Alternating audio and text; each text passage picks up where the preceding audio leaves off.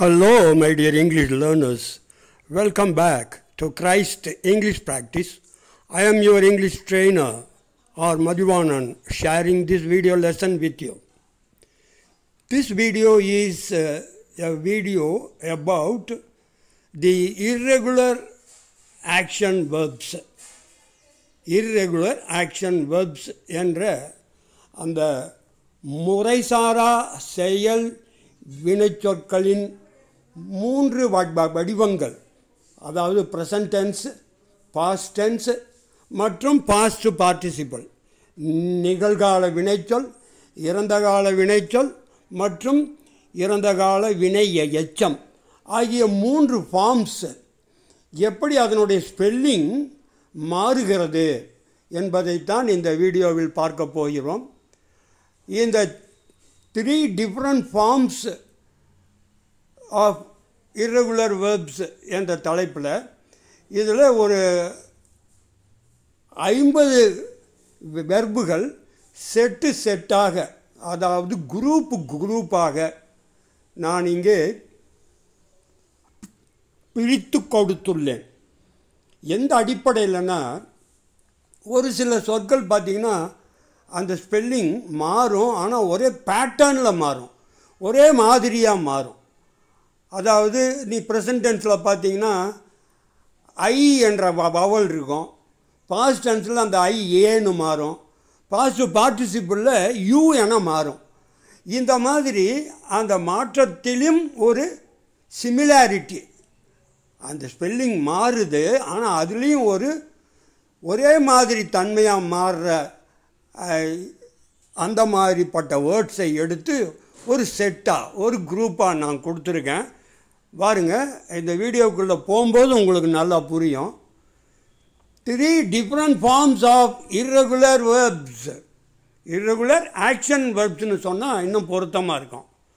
3 வேறு வடிவம் உள்ள முறைசாரா வினைச்சொற்கள். ப்ரெசன்ட் டென்ஸ் நிகழ்காலம், பாஸ்ட் டென்ஸ் இறந்த காலம், பாஸ்ட் பார்ட்டிசிபிள் இறந்த கால வினை எச்சம். சரி, இந்த 3 வெர்பு ஃபார்ம்ஸ் எப்படி மாற்றம் ஏற்படுகிறது இந்த 3இல்? செட் 1 எடுத்துக்கலாம். அதில் ப்ரெசன்ட் டென்ஸ் வேர்டில் ஐ என்ற வவல் இருக்கும், அது பாஸ்ட் டென்ஸில் ஏ என மாறும், பாஸ்ட் பார்ட்டிசிபிளில் யூ என மாறும். அந்த மாதிரி ஒரு 4 வெர்புகள் இருக்கும் பாருங்கள். முதல்ல ட்ரிங்கில் ஐ என்ற வவல் உயிரெழுத்து. ட்ராங்க் அதில் ஏ என்று மாறுது. அப்புறம் ட்ரங்க்கு பாஸ்ட் பார்ட்டிசிபிளில் யூ என்ற வவல் இருக்குது. ஆக ட்ரிங்க்கு, ட்ராங்க்கு, ட்ரங்க்கு, அதை உச்சரிப்பு தமிழில் கொடுத்துருக்கேன். இதனுடைய தமிழ் அர்த்தம் பாருங்கள், குடித்தல். என்னென்ன குடிக்கிறோம்? தண்ணீர் குடிக்கிறோம், பொதுவாக தண்ணீர், ஜூஸ் குடிக்கிறோம், காஃபி, டீ குடிக்கிறோம், ஆச்சுங்களா? ஏன் மருந்து கூட குடிக்கிறோம். சரி, குடித்தல். நம்பர் 2 பாருங்கள், சிங்க்கு. சிங்கில் ஐ வவல் இருக்குது, சாங்கில் ஏ வவல் இருக்குது, சங்கில் யூ இருக்குது. ஆக இதனுடைய தமிழ் அர்த்தம் என்ன? அங்கே பாருங்கள், சிங்க்கு, சாங்க்கு, சங்கு. மூழ்குதல். மூழ்குதல்னால் தண்ணீரில் உள்ளே மூழ்கி போகுதல். எதெல்லாம்? கப்பல், படகு, எதெல்லாம் அதாவது தண்ணீர் மேலே இருக்கிற ஒரு பொருள் தண்ணிக்குள்ளே திடீர்னு மூழ்குனா அதுக்கு பேர் தான் என்ன? சிங்க்கு, சாங்கு, சங்கு. சரி, அடுத்தது பாருங்கள், நம்பர் 3 பாருங்கள், ஷ்ரிங்க். எஸ்ஹெச் வர்றதுனால அதனுடைய உச்சரிப்பு நம்ம நாக்கை மடித்து உள்ளே மடித்து சொல்லணும். ஷ்ரிங்க்கு, ஷ்ராங்கு, ஷ்ரங்கு. இதனுடைய தமிழ் அர்த்தம் சுருங்குதல். அடுத்தது குறைதல். சுருங்குதல்னால் என்ன? சின்னதாகிறதுன்னு அர்த்தம். உதாரணமாக காட்டன் சட்டை, காட்டன் துணி, இதெல்லாம் தண்ணீரில் போட்டோம்னா கொஞ்சமாவது அது என்ன ஆகிடும்? சுருங்கும். அதுதான் ஷ்ரிங்க் ஆயிடுச்சு. இதே அர்த்தம்தான் குறைதல். அளவில் குறைதல். அதிகமாக செலவு பண்ணிக்கிட்டே இருந்தோம்னா நாம் போட்டு வச்சுக்கிற சேமிப்பு என்ன ஆகும்? ஷ்ரிங்க் ஆகிடும். ஷ்ரிங்க்னா குறைஞ்சி போயிடும். ஓகே, அடுத்தது நம்பர் 4 பாருங்கள். ஸ்டிங்க்கு. ஸ்டாங்க்கு, ஸ்டங்க்கு. ஸ்டிங்க்கு, ஸ்டாங்க்கு. ஸ்டிங்கில் ஐ இருக்குது, ஸ்டாங்கில் ஏ இருக்குது, ஸ்டங்கில் யூ இருக்குது. இதனுடைய உச்சரிப்பு ஸ்டிங்க்கு, ஸ்டாங்க்கு, ஸ்டங்க்கு. அதாவது நாற்றம் வீசுதல், கெட்ட வாடை வீசுதல். நாற்றம், துர்நாற்றம் வீசுதல். சாக்கடை தண்ணியெல்லாம் எப்படி இருக்கும்? துர்நாற்றம் வீசும். நாம் டாய்லெட்னு சொல்கிறோம்ல, பாத்ரூம், அதை சுத்தமாக வச்சுருக்கலன்னா அது ஸ்டிங்க் ஆகும். ஸ்டிங்க்னா துர்நாற்றம் வீசும். அது மட்டும் இல்லை, நாம் சாப்பிட்ற உணவு பண்டங்கள், ரொட்டி, ஏன் பால் கூட அது கெட்டு போயிடுச்சுன்னா துர்நாற்றம் வீசும். அது மட்டும் இல்லை, நம்முடைய உடல், நம்முடைய பாடி இருக்கு இல்லையா, நாம் ஒழுங்காக தண்ணி ஊற்றிக்கலன்னு, ஒரு பாத் எடுத்துக்கலன்னா நம்முடைய பாடியே என்ன ஆகும்? ஸ்மெல் எடுக்கும், ஸ்டிங்க் பண்ணும். ஓகே, அடுத்தது பாருங்கள். ரிங்கு. அடுத்தது செட்டு. செகண்டு பாருங்கள். ஏற்கனவே 4 வார்த்தை பார்த்துட்டோம்.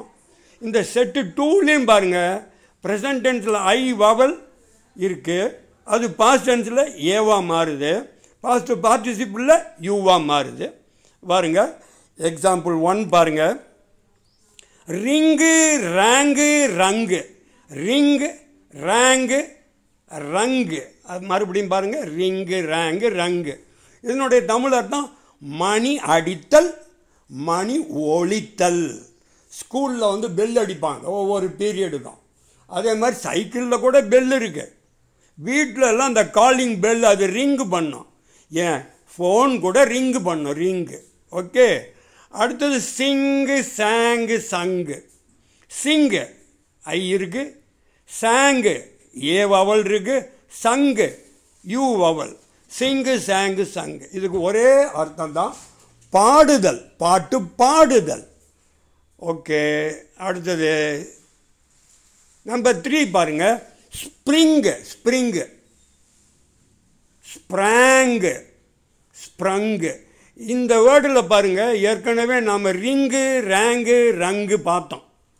ரிங்கு, ரேங்கு, ரங்குனா மணி அடித்தல், மணி ஒலித்தல். முன்னாடி எஸ்பி சேர்த்துக்கிட்டா ஸ்ப்ரிங்கு, ஸ்ப்ராங்கு, ஸ்ப்ரங்கு. தமிழில் என்ன அர்த்தம்? விருட்டன எழுதல். அப்படி ஜம்ப் பண்ணி எழுதுறது. உக்காந்துக்கிட்டு இருக்கவங்க திடீர்னு அங்கே எந்திரிச்சா எப்படி இருக்கும்?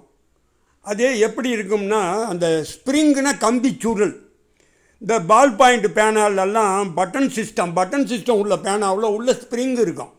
அது என்ன பண்ணும்? அந்த பட்டனை தட்டினோடனே டக்குன்னு எந்திரிக்கும். அதே மாதிரி டக்குன்னு உள்ளே போயிடும். ஸ்ப்ரிங்கு, விருட்டனை எழுதல். சரி பாருங்கள், அடுத்தது பிகின், பிகான், பிகன். பிகின், அந்த கின்னில் பாருங்கள் ஐ இருக்குது. பிகான், கேனில் பாருங்கள் ஏ இருக்குது. அடுத்தது பிகன், கன்னில் யூ இருக்குது. Begin, began, begin. ஆரம்பி, துவங்கு, ஆரம்பம் ஆகுதல். ஆச்சுங்களா? என்னென்ன அர்த்தம்? ஆரம்பி, துவங்கு, ஆரம்பம் ஆகுதல். சரி, இதுலேயே அந்த நம்பர் 5 இருக்குது பாருங்கள். அந்த நம்பர் அதோடு சேர்ந்து வருது. அந்த வேர்டை பார்க்கலாம். Spin, span, spun. ஸ்பின் ஐ இருக்குது, ஸ்பேன் ஏ இருக்குது, ஸ்பன் யூ இருக்குது. Spin, span, spun. இதனுடைய தமிழ் அர்த்தம் பாருங்கள், சுழலுதல், சுழற்றுதல். ஸ்பின் ஆகுது. அப்படியே இந்த பந்து கிரிக்கெட் கேமில் பவுல் பண்ணுவாங்க பந்தை.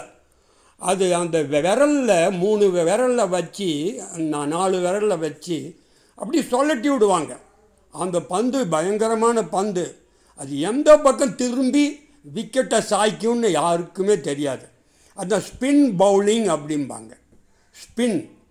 நாம் நூல் நூக்கிறோம் இல்லை, அது ஸ்பின் ஆகும். நூல் ஆலையில் நூல் மில்லில் நிறைய அந்த தக்கிளி இருக்கும்.